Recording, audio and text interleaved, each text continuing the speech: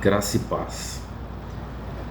Como conciliar a ideia de que é o Espírito Santo de Deus que convence o homem do pecado e o fato de muitas vezes nós estarmos errados ou vermos pessoas próximas a nós errando em seus caminhos e sabermos que eles estão errados, que nós estamos errados? Como que nós conciliamos isso?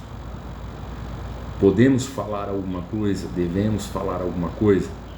Bom, muitas vezes a gente ouve por aí como justificativa de que nós não podemos falar sobre pecados, que nós não podemos anunciar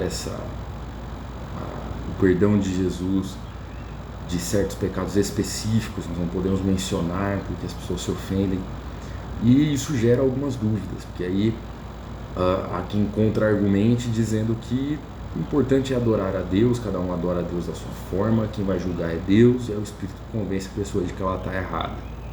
E aí, isso é bíblico, isso está certo? Quando a gente olha para a Escritura, ela nos revela que esse pensamento ele é muito perigoso. Na verdade, o Espírito é aquele que nos convence realmente do pecado. Nós só podemos chegar à conclusão que nós estamos realmente num caminho de pecado, precisamos nos arrepender desses pecados e entregar a nossa vida verdadeiramente para Jesus por meio da ação do Espírito Santo. É o que a gente chama de conversão. Conversão é uma mudança brusca, uma mudança repentina, uma mudança decisiva de caminho, de trajetória.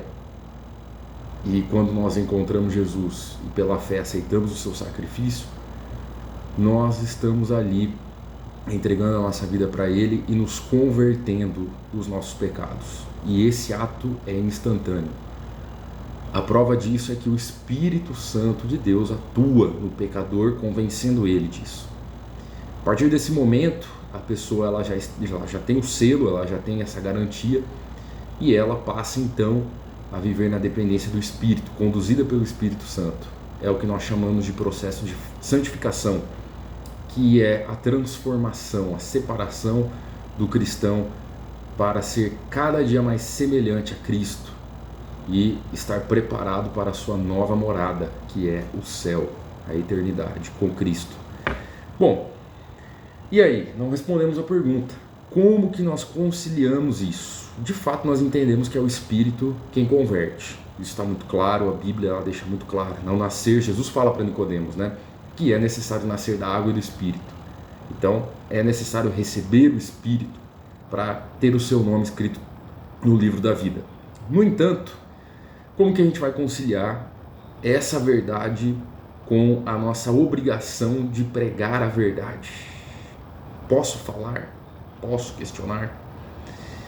O apóstolo Paulo ele escreve lá em 2 Coríntios, capítulo 5, a partir, vamos pegar aí o verso 20, ele escreve qual é o papel, ele escreve para a igreja, então ele escreve aí um pouquinho sobre o papel da igreja nesse mundo, o papel da igreja diante de si mesma e diante das pessoas que não conhecem o Evangelho.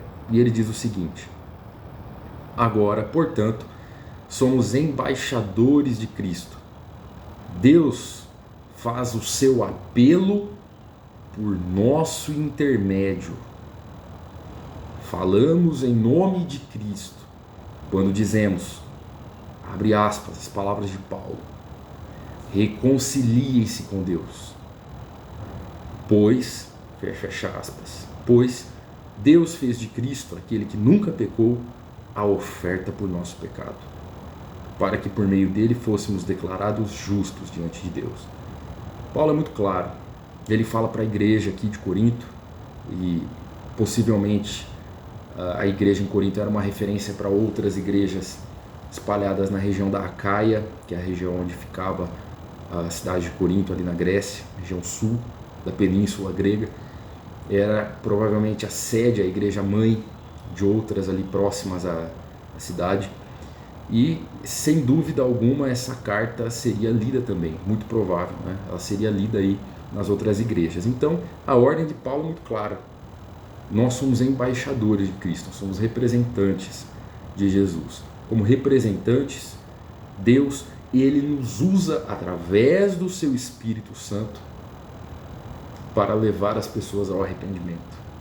É aí que o Espírito entra em ação e através da nossa pregação o Espírito convence do pecado.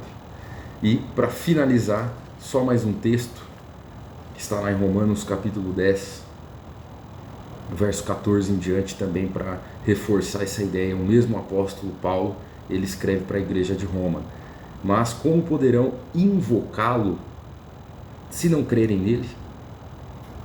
E como crerão nele se jamais tiverem ouvido a seu respeito? E como ouvirão a seu respeito se ninguém lhes falar? E como alguém falará se não for enviado? Por isso as Escrituras dizem: como são belos os pés dos mensageiros que trazem boas novas. Eu acho que já deu para entender que o Espírito realmente, como diz lá em João capítulo 16, versos 8 a 10, Espírito é aquele que convence do pecado, da justiça e do juízo.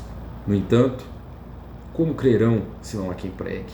Nós somos embaixadores de Cristo. Nós temos a obrigação de anunciar a verdade.